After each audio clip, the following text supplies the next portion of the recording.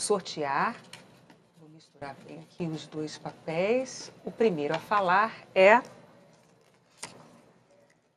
Fernando Haddad. E o segundo que vai falar, está aqui, o segundo papel, Jair Bolsonaro. Candidato Haddad, boa noite, parabéns pela chegada ao segundo turno em segundo lugar. Antes de mais nada, nós gostaríamos que o senhor aproveitasse esse momento para uma saudação aos eleitores, numa mensagem de 2 minutos, a gente vai dar uma tolerância de 15 segundos.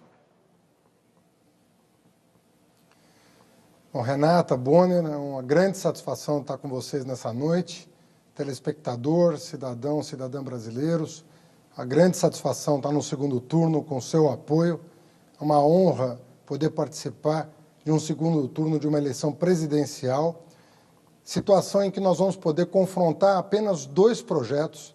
Vai ficar muito mais claro para você a natureza de cada um dos projetos.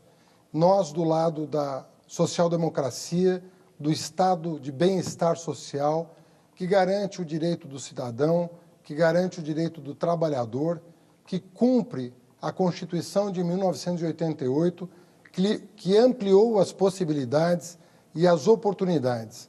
Um projeto que visa gerar empregos e oportunidades educacionais. Conforme eu tenho dito ao longo dessa campanha, eu que tenho apenas 20 dias de campanha e consegui atingir 29% dos votos, mais de 30 milhões de brasileiros e brasileiras confiaram no nosso projeto, eu tenho dito que uma pessoa tem que acordar e ter para onde ir. É como eu aprendi com meu pai. E isso exige do poder público oportunidades de emprego e de educação. É carteira de trabalho assinada numa mão e um livro na outra. Espírito desarmado em virtude do desejo de promover desenvolvimento com inclusão social. Nós não podemos pensar em outra natureza de desenvolvimento. Desenvolvimento para poucos não é desenvolvimento. A economia pode até crescer, mas ela não vai se estabelecer. O verdadeiro crescimento que nos interessa é aquele que é compartilhado com todos os brasileiros, sobretudo com os mais vulneráveis. É esse projeto de Brasil que nós queremos defender nesse segundo turno e o faremos com muita responsabilidade e com muito respeito a você, eleitor, eleitora. Candidato, o seu programa de governo prevê a convocação de uma Assembleia Constituinte para mudar a Constituição brasileira, a chamada Constituição Cidadã, que é o que garante a nossa democracia e que acabou de completar apenas 30 anos. Juristas dizem que a nossa Constituição ela não permite a convocação de uma Constituinte, não há previsão para isso. Só há previsão de reforma por uma emenda constitucional e que precisa da aprovação de 3/5 dos deputados e dos senadores. E essas emendas, elas não podem mudar cláusulas pétreas. Essas não podem ser alteradas de jeito nenhum. Um outro ponto é que, 10 dias atrás, o ex-presidente do PT, José Dirceu, disse ao jornal espanhol El País que não acreditava numa vitória eleitoral de Jair Bolsonaro e declarou o seguinte, abre aspas, dentro do país é uma questão de tempo para a gente tomar o poder. Aí nós vamos tomar o poder, o que é diferente de ganhar uma eleição. Fecha aspas. O que o senhor diria aos seus críticos que se preocupam com a democracia brasileira no caso de o senhor se eleger presidente? Bom, em primeiro lugar, sobre a primeira pergunta, nós revimos o nosso posicionamento. Nós vamos fazer as reformas devidas por emenda constitucional. Quais delas? Em primeiro lugar, a reforma tributária. No Brasil, quem sustenta o Estado é o pobre, infelizmente. Quem paga mais imposto proporcionalmente à sua renda é o pobre. E os muito ricos não pagam absolutamente nada, pagam uma proporção muito pequena da sua renda. Essa reforma tributária será feita por emenda constitucional, que prevê, inclusive, a isenção de imposto de renda para quem ganha até 5 salários mínimos, uma proposta defendida por nós desde janeiro de 2018 e que contempla o nosso plano de governo. Segunda reforma importante é a reforma bancária. Não é possível continuar convivendo com essa concentração de bancos, com as taxas de juros que eles cobram do empresário que quer produzir e do consumidor que quer comprar no crediário. Se nós fizermos com que o juro baixe, o lucro do empresário sendo maior que o juro, as pessoas vão voltar a investir e vão voltar a contratar. E se nós diminuirmos os impostos da classe média e dos mais pobres, eles voltarão ao mercado de consumo e exigirão dos empresários que contratem força de trabalho para produzir mais. Essas duas medidas são essenciais para a retomada do crescimento e vão ter que ser feitas por emenda constitucional. A terceira emenda constitucional importante é o fim do congelamento de gastos que afetou drasticamente o investimento. Sobre a segunda pergunta, o ex-ministro não participa da minha campanha, não participará do meu governo e eu discordo da formulação dessa frase. Para mim, a democracia está sempre em primeiro lugar. Candidato, o senhor tem mais 30 segundos para se despedir. Eu queria agradecer, Renata Bonner, a oportunidade de reiniciar esse segundo turno na presença de vocês, podendo conversar com o eleitor, com a eleitora, e pedindo a todos que acompanhem essas 3 semanas. O futuro do país está em jogo, o futuro da democracia está em jogo, o futuro dos seus direitos sociais e trabalhistas está em jogo. E nós queremos, respeitosamente, pedir a sua compreensão, o seu apoio, a sua atenção, para que você vote conscientemente. Muito obrigado. Obrigado ao candidato Haddad. Agora, então, é a vez do candidato Jair Bolsonaro pelo nosso sorteio. Candidato Bolsonaro, boa noite. Parabéns pela chegada ao segundo turno em primeiro lugar. O senhor, por favor, também pode começar com a sua mensagem de 2 minutos para os eleitores e, claro, os mesmos 15 segundos de tolerância, por favor.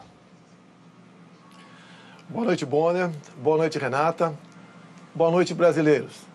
Primeiro, meu muito obrigado aos quase 50 milhões de pessoas que acreditaram em mim no último domingo. O nosso compromisso, a nossa plataforma, a nossa bandeira baseia-se em João 8,32. E conhecereis a verdade e a verdade vos libertará. Meu muito obrigado às lideranças evangélicas, ao homem do campo, quer seja do agronegócio, quer seja da agricultura familiar. Obrigado, caminhoneiros. Obrigado, policiais civis e militares, integrantes das Forças Armadas. Obrigado, família brasileira, que tanto clama para que os seus valores sejam respeitados. E mais ainda, que a inocência da criança em sala de aula esteja acima de tudo. Então, meu muito obrigado, em especial à região Nordeste, que apesar de eu ter perdido lá, nunca alguém que fez oposição do PT teve uma votação tão expressiva como eu tive. Obviamente, não tive mais por fake news, mentiras. Nós não pretendemos acabar com o Bolsa Família. Muito pelo contrário, devemos combater as fraudes para que aqueles que realmente precisam possam ter um dinheiro um pouco maior. Homens e mulheres do Bolsa Família, fiquem tranquilos. Não pretendemos criar ou aumentar o imposto de renda, a cobrança de imposto de renda. Mentira! A proposta do nosso economista Paulo Guedes é que quem ganha até 5 mínimos não descontará imposto de renda. E, acima disso, uma tabela de 20% para todos. Não pretendemos recriar a CPMF. Eu fui um dos que votou contra a CPMF no passado.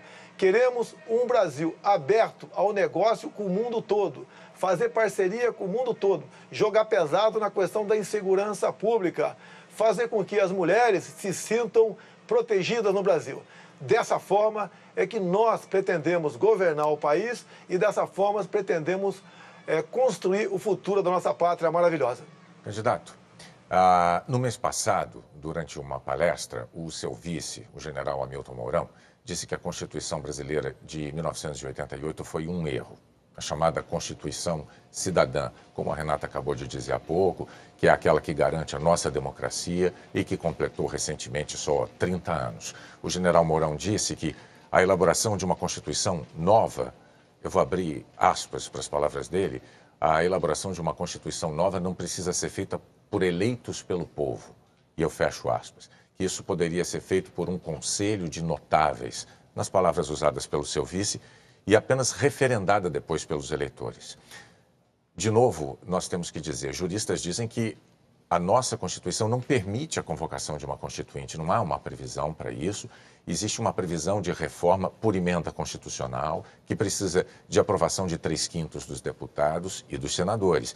E essas emendas, o senhor sabe, não podem mudar as chamadas cláusulas pétreas, né? Essas não podem ser alteradas de jeito nenhum, como o Renato também já disse aqui.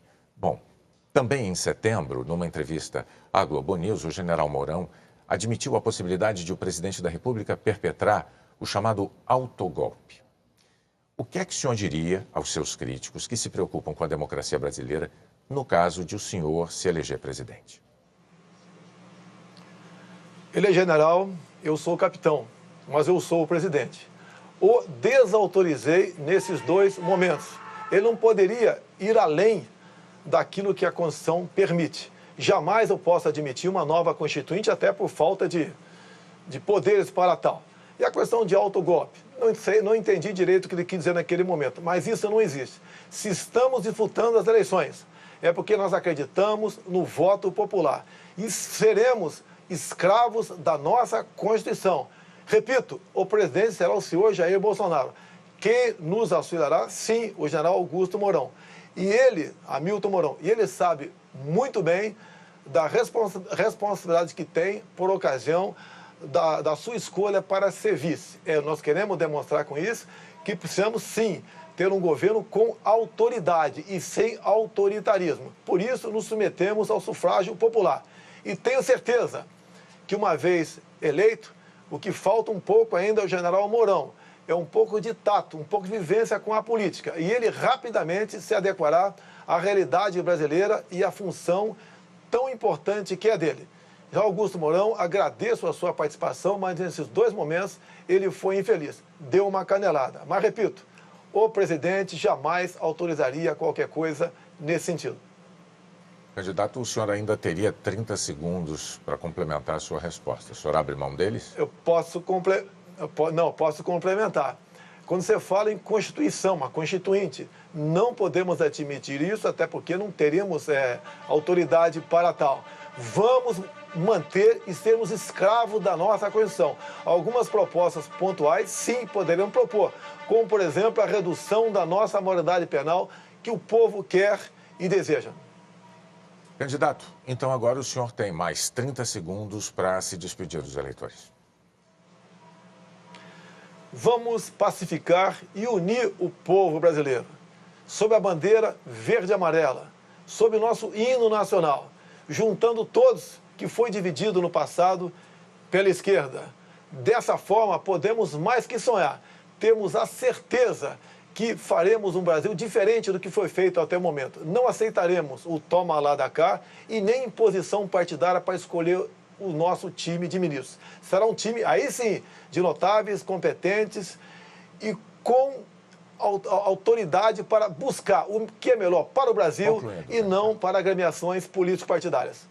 Candidato Jair Bolsonaro, muito obrigado também ao senhor pela participação no Jornal Nacional. A seguir, os estados que já elegeram governadores no primeiro turno. E os que só vão conhecer seus governantes no dia 28, no segundo turno.